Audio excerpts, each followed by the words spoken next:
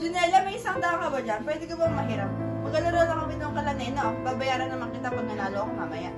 Ma naman, alam mo namang napakadami ko pang bayarin. Malapit na yung exam ni Cassandra at kailangan ko pa ulit magbayad ng tuition niya. Kailangan ko magtipid.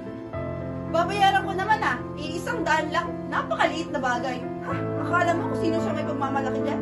100 lang pala eh. Bakit kailangan pa sa akin humingi? Gagamitin mo lang din naman niya sa pagsusugal mo. Kailangan ba sa akin pa din? Mabuti sana ako sa magandang gawain mo yung gagamitin. Aba, sumasagot ka na.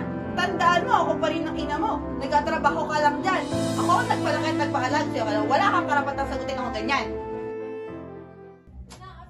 Ano ba yan? Nag-aaway na naman sila agang-aga.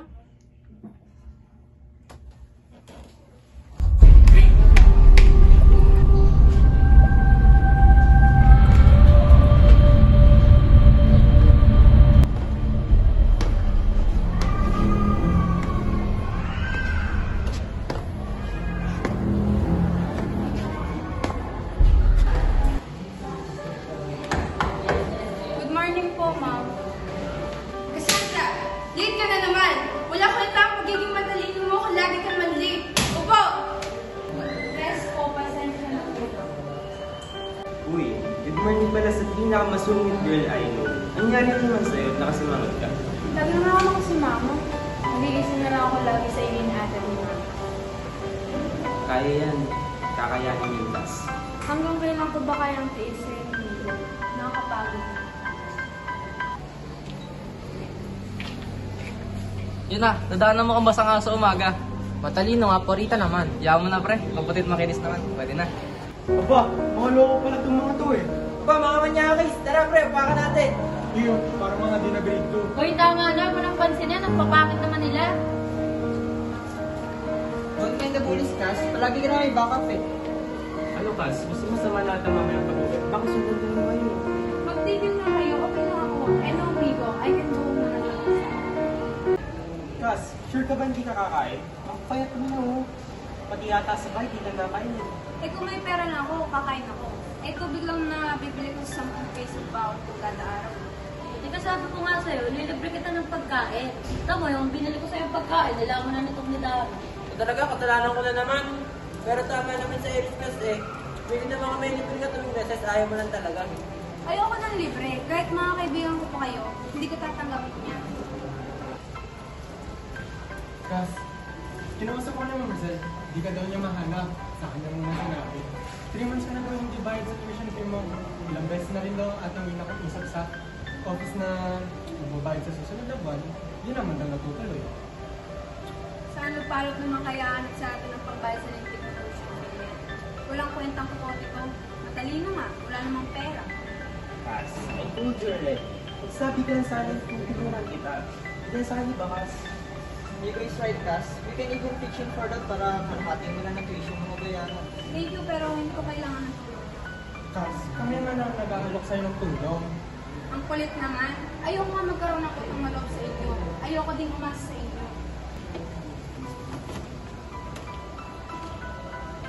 Hindi ba't lahat ng ginagawa ng mga kaibigan ko ngayon ay responsibilidad ng magulang ko at hindi nila?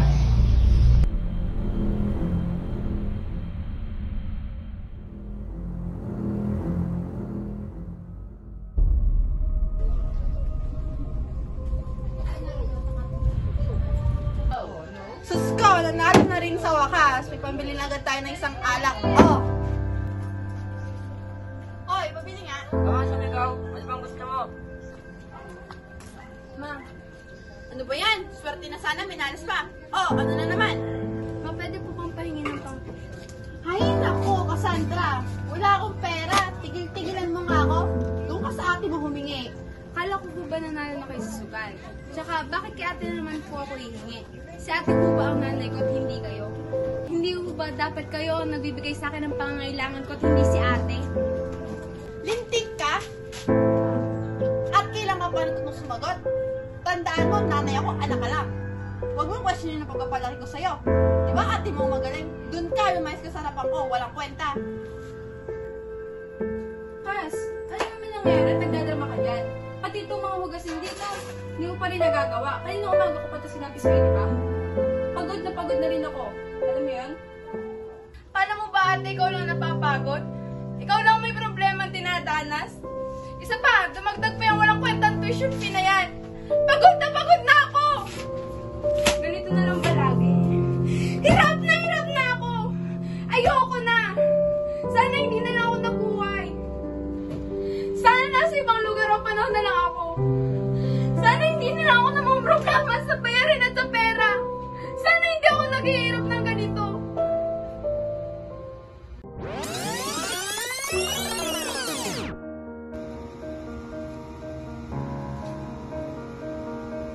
Teka, ano to? Nasaan ba ako? Ano ba itong nangyayari? Totoo ba to? Ba't ganito na outfit ko? Ang pangit. Oh my God, hindi ko babe. Ma!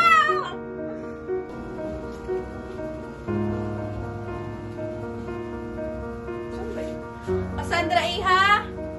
Ika'y gumising na at maghahakain tayo ng kapagkainan. Ika'y mag-abuhap na ng mga kubyertos. Ma! Ma, nasan ba ako, ma?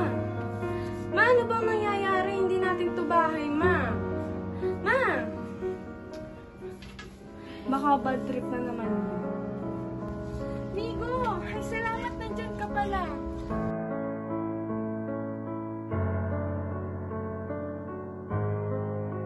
Magandang dalaga. Ano ang iyong pinagbabadya? Ay, pasensya na po. Ano nangyayari sa akin? Nag-hallucinate ba ako? Bakit ibang panalita nila? Adi, ano't nasa labas ka? Huwag kang magaso. Maraming isay sa labas ng ating bahay. Ikaw ay pumasok na. Wait! Tumigil ka muna, ate. May pasok pa ako sa eskwelahan. Anong nangyayari? Nagbibiro ka ba? Eskwela? Aral? Hindi napasok sa eskwela, mga kababaihan, Adi. Tayo ay pumasok na.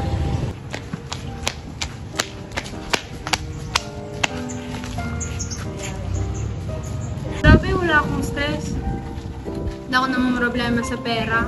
Hindi din ako napupuyat sa pag-aaral. Hindi na din nag-aaway si ate at si mama. Hindi na rin nagsusugal si mama. Grabe, ang sarap mabuhay. Sana lagi na lang ganito.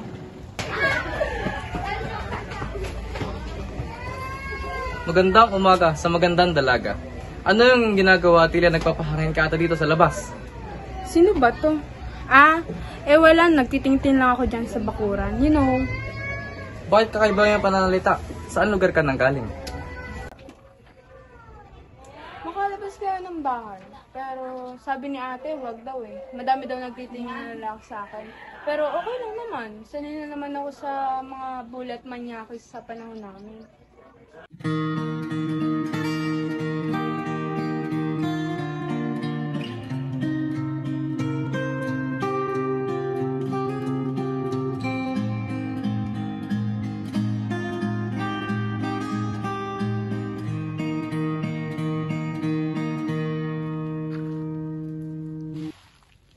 Naman? Anong kailangan mo sa akin? Sandali, huwag kang lalapit. Huwag mo ako lalapitan, ha? Huwag kang maglalaking sinta. Maganda naman ako lalaki. Sa ganda ng iyong kutis ay tila. Sayang naman kung ito hindi ko mapagmamasan at mahawakan. Bastas!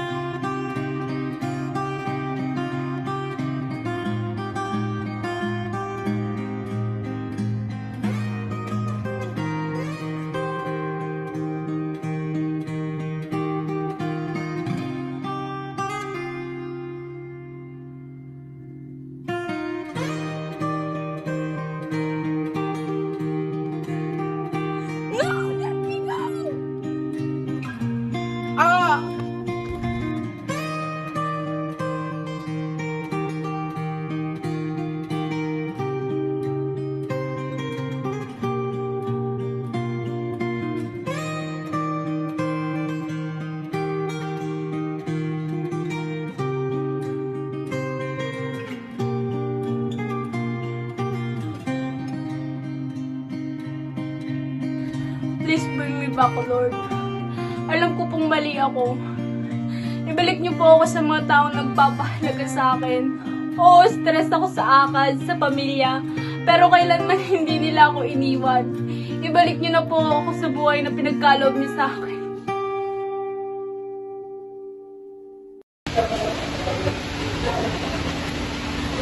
Ate, ba't ka nag-iiyak? Kanina ka pa din dyan nakalumog. Okay ka lang ba? Subo ka na. Bata pa mo po. Sandali, anong taong na ba? Ate, ganito spirit ko. Ate, bibili ka dyan? Ay, pa. Mas kailangan mo ba ito kasi sa akin? Ate, ito nata kayo ng nagbilan mo.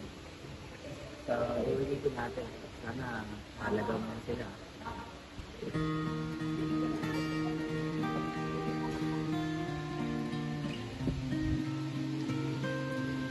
Uy, Cass, nandiyan ka lang pala. Kanina ka pa namin ni Auntie ni na Daryl, Sean, Axel, at Iris.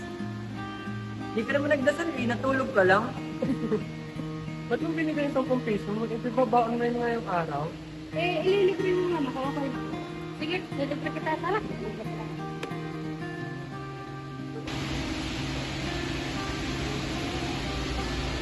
Nang libre mo na. Ay, hindi ko na po kailangan yan. Maraming salamat po. Sa buhay, hindi naiiwasan ng pagkakaroon ng problema at makaramdam ng sakit at buot. Kaya may mga tao tayong naririyan na maaasahan upang gumabay, tumulong at magprotekta sa atin. Huwag tayong matatakot na labanan ang pagsubok sa ating buhay sapagkat ito ay parte upang tayo ay matuto at magbago.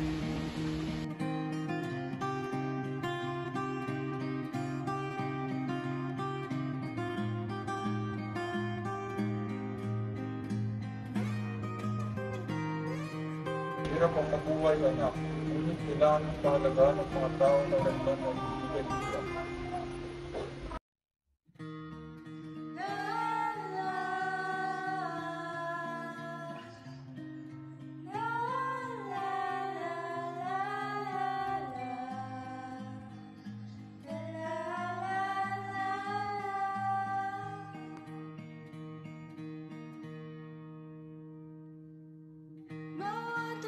Sa kasalukuyan para kong tinutulak at nilulunod sa problema ng mundo. Hinihil ako sa ilalim nito.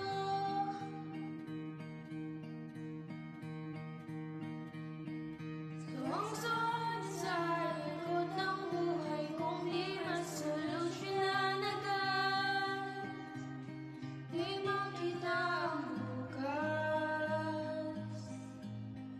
Paano makaligtas?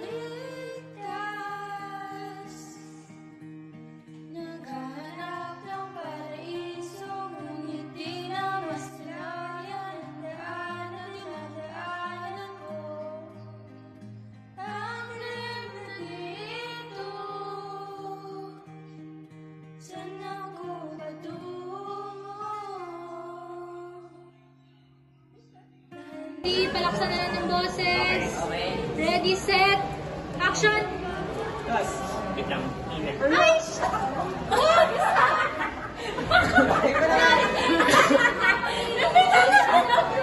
Action!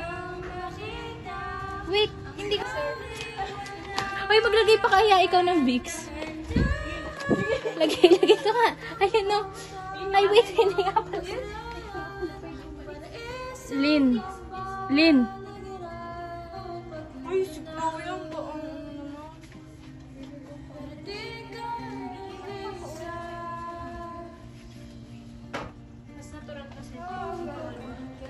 Mas natural doon sa ginawa mo sa pangalawa. Ready, set. Sige, sapakin mo. Okay. Ready, set. Action. Tatapakin ka naman? Ay, ano tatapukin? Tatapukin. Set. Action. Hindi nabili. Ba't ka nagsabi? Ang kaartehan. Okay.